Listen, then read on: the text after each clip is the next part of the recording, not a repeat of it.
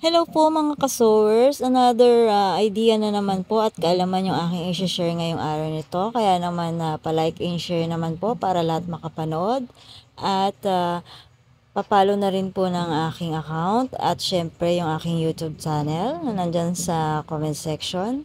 Dahil mag-upload din po ako dun ng mga videos na makakatulong sa inyo. Ito pong video na aking gagawin ay mula po sa tanong ni Madam Norma Ruane. Can you do a box daw po na cushion para po dun sa sofa cover? Ayan po, kung ito po yung inyong foam ng sofa, ang width niya po ay 20 cm at ang aking height ay 4 cm and then yung length niya ay 27 cm. It's up to you po kung ano po yung pwede nyong i-convert dyan, centimeter ba or inches. At syempre, base rin po yan sa sukat na ginagawa ninyo. Bali, yung pinaka-length niya, 27, ay mag-a-add lang ako ng pinaka-height niya, yung 4 nga po, centimeter. Then, add din ako ng allowance na 1 centimeter. Kung centimeter po yung aking gamit, 32 po yun. And then, dun sa pinaka-width niya ay idodouble ko lang ng add. Pati yung height niya, ayan, 20 plus 20 plus 4 plus 4 plus yung 1 centimeter po na allowance ko, bali 49. Kaya ang magiging tabas ko po ay 32 by 49 centimeters. Ayan, sana nasusundan nyo yung aking video. Kung naiksiyan ka nga po sa Reels video ko, may long form video po nito. Nandyan po sa ibaba ng screen nyo, watch video, click nyo lamang po yan and madadirect na kayo doon. O kaya naman, hanapin nyo po siya sa aking account. Bali, double fold po itong aking tela.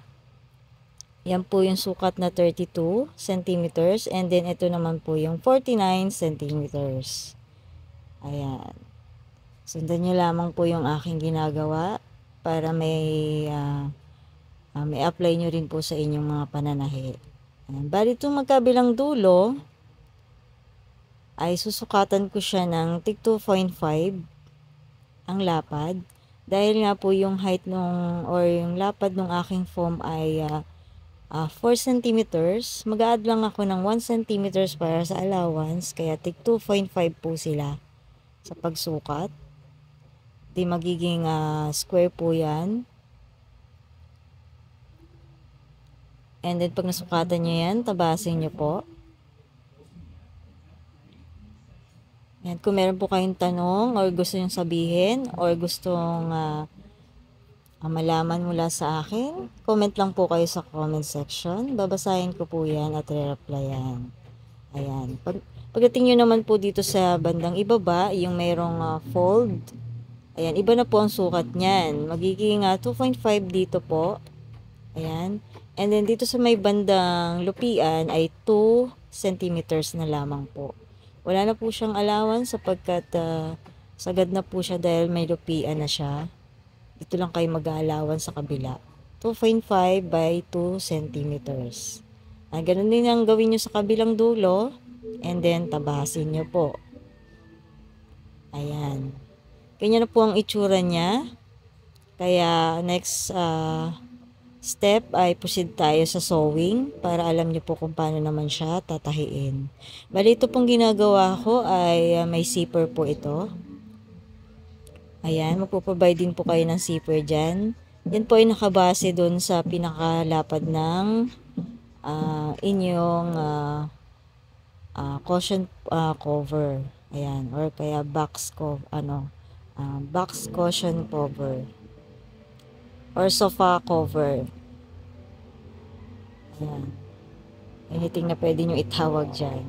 Bali, tatanggalin ko lang yung slider muna dun sa zipper. Dahil papasadaan ko siya ng padapa. Padapa means ay yung pinakangipin ng zipper ay nandun sa ilalim. Right side po yung aking pagpasada na yan.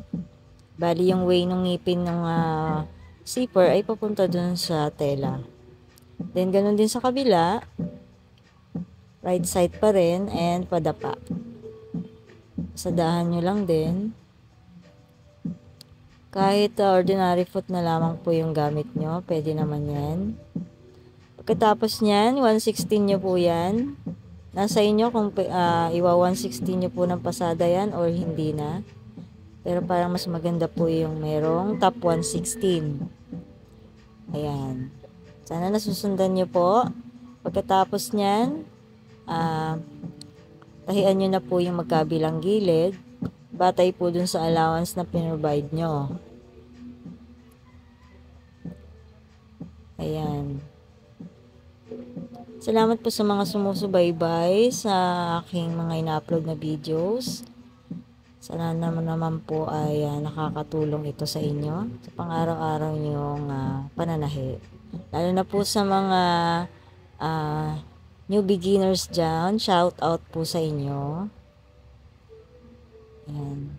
At isunod nyo po dyan, ipasok nyo na po yung slider nya or isuot nyo na. Dali lang naman po isuot yan. Naituro ko na sa inyo kung paano sinusuot ang slider ng zipper. And then, pasadahan nyo po yan para magdikit po yung zipper. Or i-basting nyo.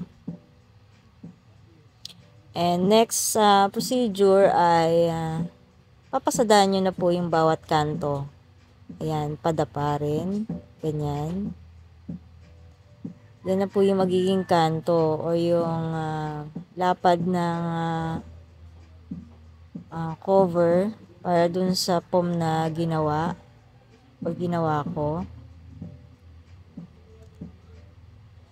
Ayan. Pag napasadaan nyo po lahat yan, i-overlock nyo po yan para naman malinis sa loob. Hindi siya nagbubos-bos. Any material na po na pwede nyong gamitin, it's up to you po kung may design or plain lang. Yan, nasa sa inyo po yan. Yan, ganyan po yung itsura niya. Sana po nakatulong itong video na ito para makapagtahi din po kayo ng ganito sa inyong bahay. Ayan. Keep on watching lamang po.